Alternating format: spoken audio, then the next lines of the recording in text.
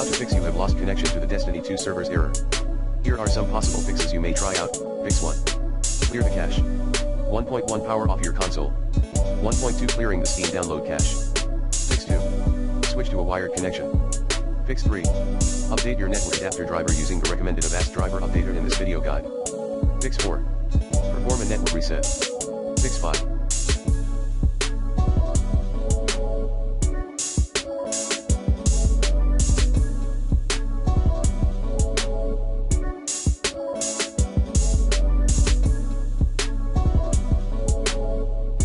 Change your DNS server. Fix 6. Enable.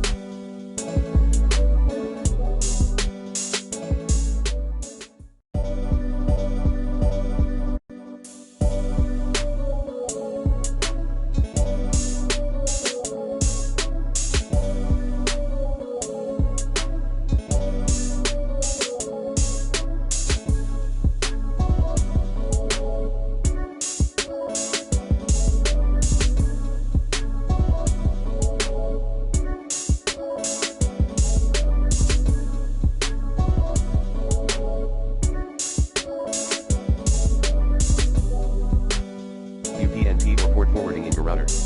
Google Destiny 2 ports that should be open.